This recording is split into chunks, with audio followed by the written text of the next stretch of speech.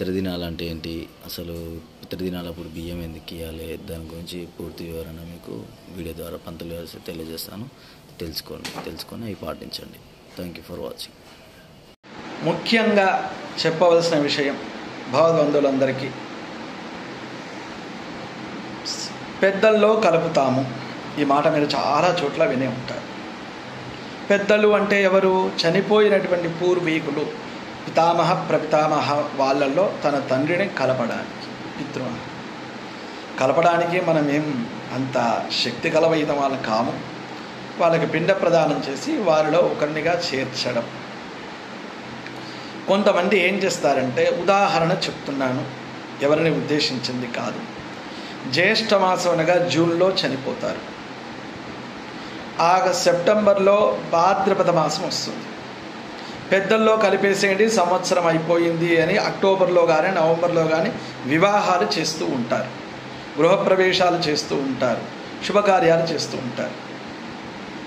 ఇది ఎంతవరకు న్యాయం? సంవత్సరీకం అంటే సంవత్సరంలో ఉండేటువంటి నెలలు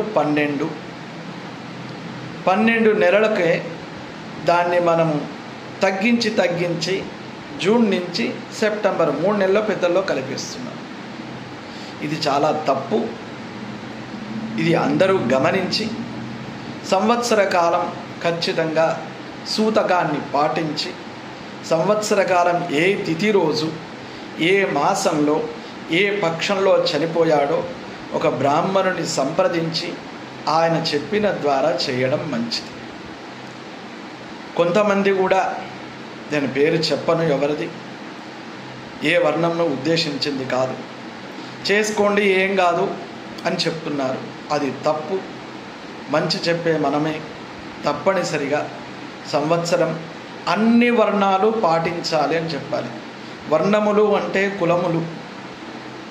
వాస్తవానికి కులములు మనం పెట్టుకున్నాం. బ్రాహ్మణ, వైశ్య, క్షత్రియ, శూద్ర 4 వర్ణాలు మనకు.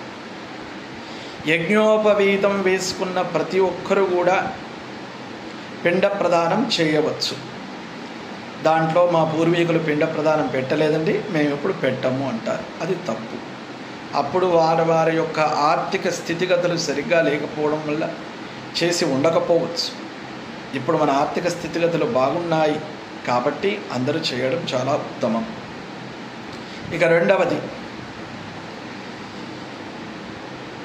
పిండ యజ్ఞోపవీతము లేనటువంటి వారు ఎవరైతే ఉన్నారో వారందరూ కూడా వారి చనిపోయినటువంటి తిథి ఏదైతే ఉంటుందో